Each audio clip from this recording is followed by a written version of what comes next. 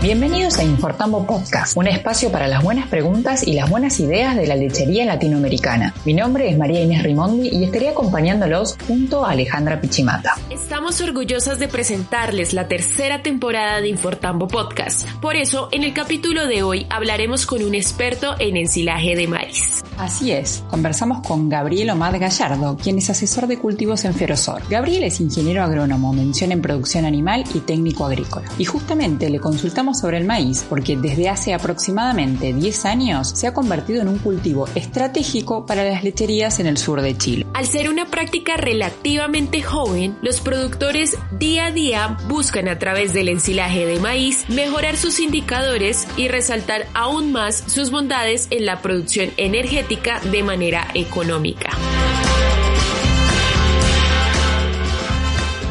¿Qué les preocupa a tus clientes? Muy buena pregunta. Primero que nada, comentarles que en realidad nuestros, más que son clientes, son más bien llamados agricultores en general, ya que por definición son personas que se dedican a cultivar o labrar la tierra, ¿ya? Primero que nada, definir eso como definición propia, cómo lo vemos nosotros como empresa. Con respecto, desde lleno a la pregunta, encuentro que los agricultores, en particular de nuestra zona, en el sur donde nos encontramos nosotros, su mayor preocupación radica en el cambio generacional, ¿ya? Existente en muchas familias campesinas y que tienen su limitante en la deserción de los hijos en el negocio familiar, que es la agricultura. Ese es un punto principal y que hoy en día está dando para pensar mucho en este negocio, como también la escasez de mano de obra y el alza de los insumos agrícolas, que se han visto afectados en la totalidad, ¿ya? Abarcando, sí, estos diferentes segmentos en una escala económica de agricultores. Otro punto, y no menor, que es la producción de alimentos de calidad y también el menor costo posible para su ganado, que es una de las mayores preocupaciones, creo yo, de los agricultores. Gabriel, como bien sabemos, estamos en temporada. Por esta razón, quisiera saber qué diferencia a los ensilajes de maíz bien hechos de los demás. En la generalidad, los ensilajes hoy en día, más que nada, se están utilizando con mayor frecuencia, en mayor medida, pero lo primero es la correcta elección del híbrido para poder cosechar el maíz, ¿ya? Así uno puede cosecharlo en un punto de maduración correcto. Con esto aprovechamos el máximo la producción de energía por hectárea, que es el objetivo en el fondo, el uso del maíz como alimento hoy en día. Otro punto es la calidad nutricional del resultado de este ensilaje. Por ejemplo, un resultado óptimo nutricional del ensilaje de maíz sería tener una materia seca entre un 30 y un 40%, una proteína ideal mayor al 8%, almidones cercanos, ojalá del 35 hasta el 40%, hay algunos híbridos muy altos en almidón.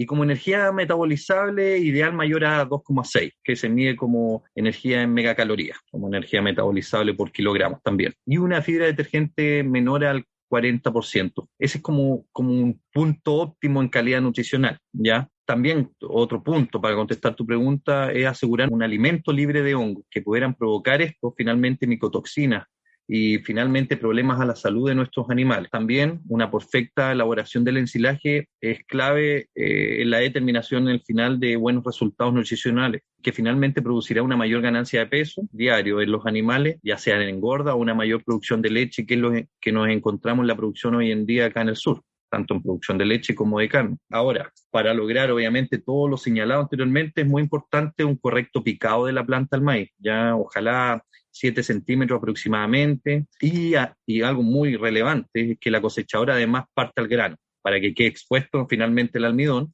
y así obtendremos un producto óptimo y podamos alimentar nuestro ganado. Excelente. Ahora queremos hablar de aditivos biológicos, ¿no? Para entender bien qué son, primero, para qué tipo de plantas están pensados y qué lo diferencia de los demás aditivos. Sí, mira, otra pregunta muy relevante del uso de aditivos biológicos. Bueno, a grandes rasgos se trata de bacterias homofermentativas, como también heterofermentativas, y una combinación de ambas. En el mercado puedes encontrar en segmentos de ambas bacterias, que en general poseen actuaciones diferidas en sus procesos de ensilado, cuando están presentes, donde participan al menos 2 bacterias que son las relevantes en este caso, que son los Lactobacillus plantarum y Lactobacillus bushneri. Están pensados, respondiendo a tu pregunta, ¿para qué tipo de plantas? En el fondo están pensados para plantas que presentan un valor agronómico para una alimentación en épocas de escasez de forraje. No olvidar que en forma natural las plantas ensiladas poseen sí estas bacterias, pero su concentración y la eficiencia se supone menor al de las bacterias contenidas en los aditivos biológicos. Es por esto que nosotros, ¿cierto?, aplicamos aún más estas bacterias para ampliar su concentración en las plantas. Hay que recordar también que las bacterias epifíticas de ácido láctico fermentan los carbohidratos hidrosolubles del forraje. Entonces, con esto producimos ácido láctico y en menor cantidad ácido acético. Al generarse, en el fondo, estos dos ácidos, el pH del material encinado baja a un nivel que inhibe la presencia de microorganismos. Y que esa es la clave, que en el fondo nosotros inhibimos la putrefacción.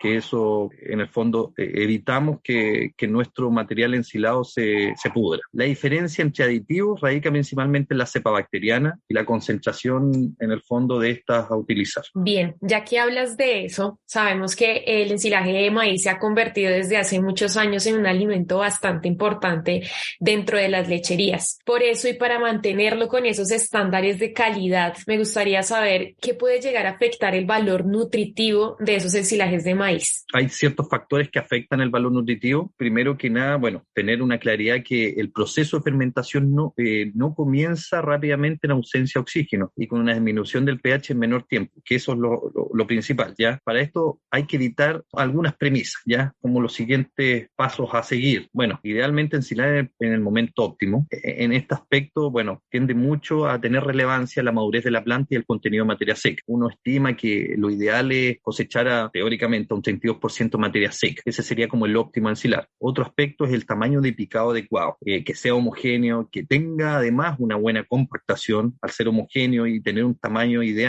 va a promover una mejor compactación en el ensilado y en el fondo a tener una conservación anaeróbica, además de promover con esto un buen aporte de fibra efectiva, que es lo que queremos llegar. Otro aspecto es el llenado rápido del silo, obviamente sin descuidar el aspecto anterior que nombré, que es la compactación. También un sellado rápido y hermético del ensilaje, ya que un ensilaje bien sellado puede ser almacenado por un periodo prolongado de tiempo, en el fondo sin perder su calidad, que es lo que buscamos. Y por último, un aspecto también que se da mucho hoy en día en diferentes zonas edafoclimáticas, bueno, que el ensilado esté libre de daños de helado, o sea, el material que voy a ensilar no esté helado. Gabriel, corregime si nos equivocamos, ¿no? Pero hace 10 años no se usaba tanto el ensilaje de maíz en el sur de Chile. ¿Por qué considerás que se empezó a adoptar cada vez más? Sí, efectivamente el crecimiento en números de hectáreas como cultivo ha ido aumentando mucho a pasar de los años, pero sí, efectivamente hace 10 años atrás o 15 años atrás la superficie era menor. Yo creo que una de las razones principales es por su bajo costo,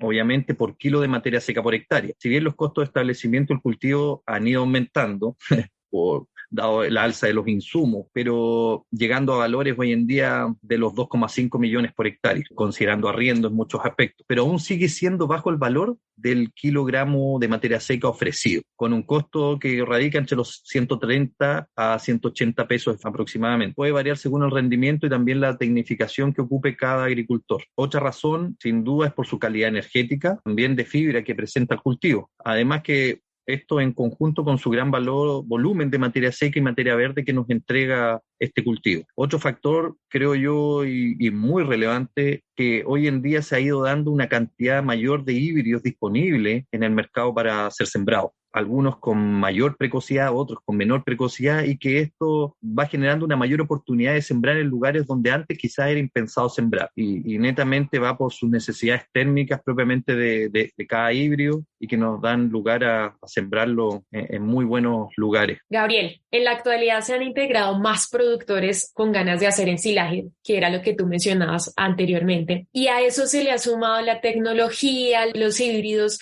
los diferentes prestadores de servicio. Por esta razón, me gustaría saber qué rol juega Ferrosor en la adopción de este tipo de ensilajes en Chile. Sí, mira, muy buena pregunta. La empresa actualmente, la que represento, yo encuentro que juega un papel fundamental, ya empezando con un apoyo de créditos a agricultores, a nuestros agricultores, obviamente que cumplan con lo requerido. Además que entregamos, fuera del aporte como crediticio, además entregamos una amplia gama de insumos, ya sean fertilizantes, agroquímicos, semillas y algo muy relevante, que hoy día para producir maíz se necesitan maquinaria, ¿ya? Desde la preparación de suelo, obviamente, que abordan preparación de suelo, siembra, fumigación, cosecha y también como disponer de este ensilado a nuestros animales que serían los carros forrajeros y mezcladores también. Bueno, todo este conjunto con una asistencia obviamente también de preventa y postventa y con el apoyo fundamental del departamento técnico, ya sea de sus asesores en diferentes áreas, ya sea como cultivos anuales, también cultivos de grano pequeño en caso de cereales, forrajeros, una amplia gama de cultivos en que podemos ayudarlos técnicamente. Gabriel, ahora vamos con una personal. Entre todos los cultivos forrajeros de invierno para el sur de Chile, ¿cuál es tu favorito y por qué? Sí, igual es una pregunta bien compleja. Ya como agrónomo a uno le encantan en la general los productos, los cultivos. A ver, todos los cultivos tienen sus ventajas respecto a otras, pero si me das por escoger solo una, y no es porque solamente estemos hablando del maíz, pero sí, sin duda el cultivo de maíz es mi cultivo favorito, particularmente por ser una planta bien noble, ¿ya? Y aunque no lo parezca, presenta una buena capacidad de resiliencia, ya que enfrenta condiciones de estrés que esté sometido, siempre se sabe sobreponer con facilidad. Y también, ya que se sabe sobreponer con facilidad, al realizar algunos manejos dentro del cultivo, esta planta responde. Y eso a mí me ha determinado seleccionarlo como uno de los cultivos que a mí me interesa bastante. Y también, sin duda, otro factor y realmente de mayor importancia es su capacidad nutricional, y específicamente energética, que es lo de mayor valor hoy día conseguir, tanto la energía y obviamente de la mano con la proteína, pero la energía en particular en el maíz es fundamental. Por otra parte, con respecto a también me interesa este cultivo es con el aumento de las temperaturas a nivel mundial. El maíz, con su necesidad térmica que necesita la planta para pasar a diferentes estados de desarrollo, se está viendo favorecida en lugares donde nunca pensamos haberlo sembrado antes. Entonces también es una oportunidad con este cambio climático que ya está, en el fondo, este cultivo entra muy bien a este cambio a nivel mundial. Como sabemos, los productores siempre quieren hacer bien la tarea. En ese sentido, ¿cuáles son las consideraciones más importantes si se requiere establecer maíz? ¿Cómo elegir el híbrido correcto, la fertilización, el momento de espera de cosecha? ¿Qué nos podrías dar así como tips de esto? Bueno, yo creo que algunas consideraciones que hay que tener, si empezamos, obviamente hay que empezar desde la base, sería la elección del híbrido a utilizar, pero específicamente no cualquier híbrido según tus condiciones edafoclimáticas, ¿ya? O sea, que no es que el predio del agricultor, dónde se encuentre, cómo está ligado desde el suelo, clima, atmósfera, ¿ya? El conjunto de esos aspectos va a determinar esta elección del híbrido, que es la base primaria, creo yo, como punto. Luego, bueno, dentro de este marco también la elección correcta, como les mencioné antes, del suelo y la ubicación del potrero. ¿Y por qué quiero recalcar esto, la ubicación del potrero? Es más que nada que tenga menor prevalencia de helada, ya que en los últimos años hemos tenido bastantes pérdidas por helada. Un aspecto importante también realizar un muestreo y análisis de suelo, ya que el maíz se desarrolla en mejor condición con pH sobre 5,8 y además requiere niveles medios a altos de fósforo y potasio. Entonces, al realizar estos muestreos y con el análisis de suelo en mano podemos llegar a un potencial mayor de nuestro maíz. Y también con anticipación realizar un buen barbecho químico y con el objetivo de eliminar la mayor cantidad de material vegetal. Otro punto, realizar una buena preparación de cama de semilla. Idealmente, bueno, cada agricultor tiende a realizar diferentes manejos en preparación de suelo, pero yo sugiero realizar al menos una pasada en un subsolador al año. Ayuda mucho en la aireación del suelo también y además que es la penetración de las raíces del maíz, que abarcan bastante superficie bajo suelo. Otro aspecto, sin duda muy relevante, que es la fertilización, ya sea una nitrogenada y potásica, pero estas en formas separadas como presiembra incorporada, idealmente con el último rastraje. También, idealmente, el día donde uno vaya a sembrar, que no tengamos temperaturas de bajo suelo, en el suelo, menores a 12 grados. Es un aspecto muy relevante a la hora de sembrar. Y también en la siembra, localizado idealmente, que vaya el fósforo, ¿ya? Por ejemplo, puede ser un monoamónico, puede variar si usa alguna mezcla o no, pero me gusta mucho trabajar con estos elementos y donde el maíz lo agradece mucho que vaya localizado el fósforo a nivel de siembra. Donde nos encontramos nosotros en la parte sur, 14ª y 10ª región, idealmente sugiero sembrar con una densidad de 105.000 semillas por hectárea. Eso serían algunos aspectos. Otro, y no menos importante, también es la profundidad de semilla, ¿ya? Que puede variar entre los 3 a 4 centímetros aproximadamente, y con una distancia del fertilizante respecto a la semilla de 4 a 5. También una distancia de siembra que puede variar hoy en día. Antiguamente sembramos harto, o antiguamente hablo dentro de estos 10 años que hablamos, de 70, 75 centímetros entre hileras. Hoy en día están llegando ya, y se está sembrando a 50 centímetros. Entonces, distancia de siembra que puede ser a elección del agricultor, pero pueden estar entre los 70 y 75, como también a 50 centímetros. Luego de sembrar, sin duda encuentro que es muy relevante este aspecto, aplicar preemergente, ¿ya? Hay diferentes moléculas en el mercado, que algunas actúan con mayor presión en alguna familia de malezas y otras con menor, pero según su necesidad y conociendo el historial del suelo podemos determinar qué preemergente utilizar, pero siempre utilizar estos preemergentes en un lapso desde, si siembro, idealmente aplicarlo, tengo desde el día 1 hasta el día 5 aplicarlo, no más que eso, ¿ya? Cuidar en ese aspecto, pero aplicar preemergente sí lo sugiero. Además que aplicar postemergente, pero sin duda según la necesidad, si el que lo amerita realmente. Muchas veces solamente con la aplicación de preemergente basta para tener un buen control de maleza a lo largo de nuestro desarrollo del cultivo. También, dentro de la aplicación de fitosanitarios, aplicar insecticidas. Idealmente aplicarlo al aparecer los primeros individuos de insectos y dentro de la misma aplicación para aprovechar esta, ¿cierto?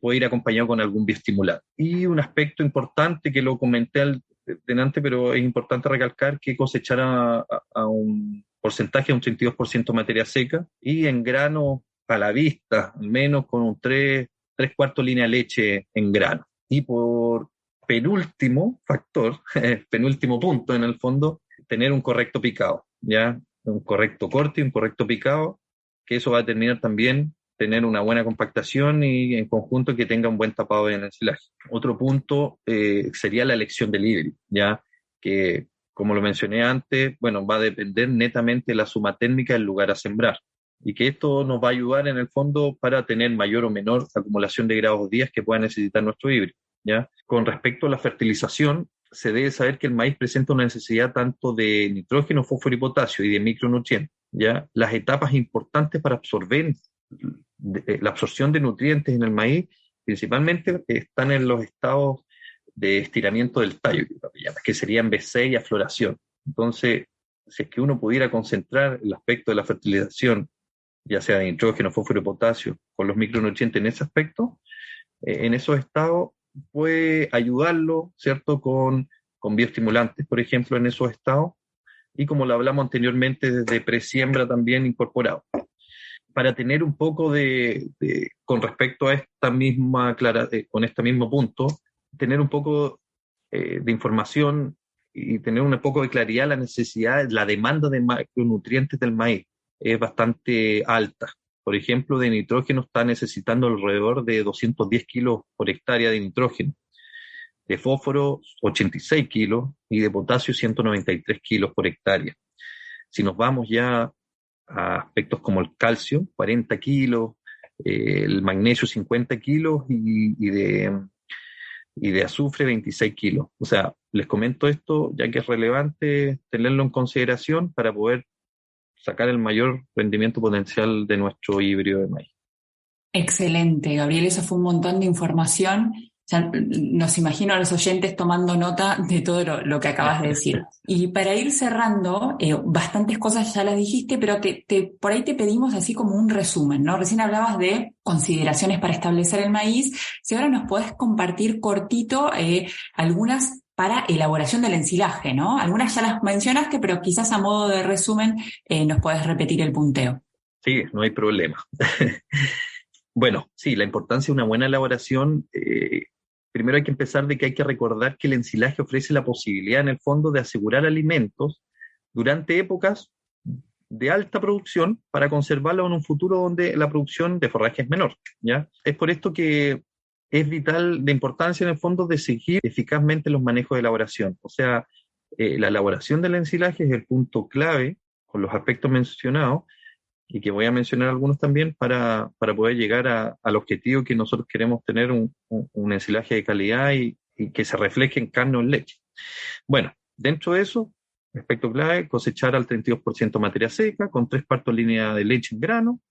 En el fondo que esto va a dar como objetivo final facilitar la fermentación de los carbohidratos. También desde la máquina cosechadora que ocupemos, que haya una ruptura de los granos mecánicamente. Eso es de real importancia, o el cracker, con el cracker de la máquina, que esto va a favorecer sin duda la liberación del almidón y también va a propiciar, ¿cierto?, una mejor utilización de la energía entregada por el almidón. En el caso del picado, por ejemplo, de fibra, también es de vital importancia el largo correcto del material ensilar. Debe tener una distribución relativa ya entre los distintos tamaños de partículas.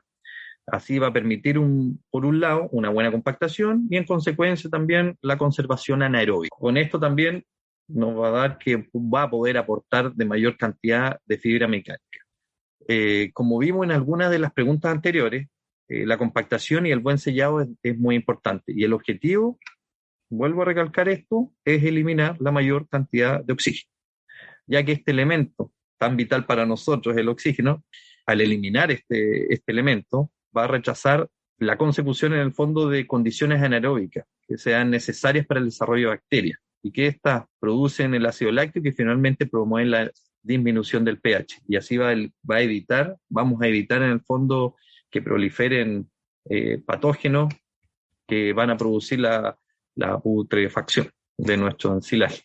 Con esos aspectos ya mencionados, en general los invito de verdad a realizar una buena elaboración a la hora de producir maíz, ¿ya? Desde la elección del pochero a sembrar hasta finalmente el proceso de ensilado. Es un cultivo quizás para invertir no muy económico al principio, pero como les dije anteriormente, si lo llevamos un costo de kilo de materia seca producido, un kilo de materia seca ofrecido, sin duda es un cultivo muy rentable y que por algo se está utilizando en mayor cantidad hoy día porque se está reflejando tanto en leche como en carne. Excelente, Gabriel, súper claro, muy conciso, nos llevamos un montón, no paré de anotar todos los highlights y los consejos que nos diste, así que te agradecemos muchísimo haber participado en este episodio de Infortambo Podcast. Sí, tal cual. Gabriel, gracias por compartir el conocimiento con nuestros oyentes. Yo creo que en serio todos van a estar con hoja, lápiz, anotando, pausando, copiando, porque son tips muy importantes los que tú das desde tu profesión. Así que te agradecemos en serio muchísimo este espacio que nos brindaste en Infortambo Podcast. Excelente. Bueno, muchas gracias a ustedes por ofrecer esta muy linda oportunidad. Espero les sirva a todos. Y esperemos encontrarnos nuevamente. Así es. Seguramente. Bárbaro. Bueno, gracias. A todos nuestros oyentes, muchas gracias por llegar hasta aquí. El episodio de hoy fue auspiciado por Ferrosur. Los invitamos a que nos sigan en nuestras redes sociales en Instagram, Facebook y LinkedIn. Nos encuentran como Infortambo Chile y como Infortambo Andina. Así se van a poder mantener actualizados con los últimos lanzamientos y también nos pueden dejar preguntas que les gustaría que hagamos en este espacio. Hasta la próxima.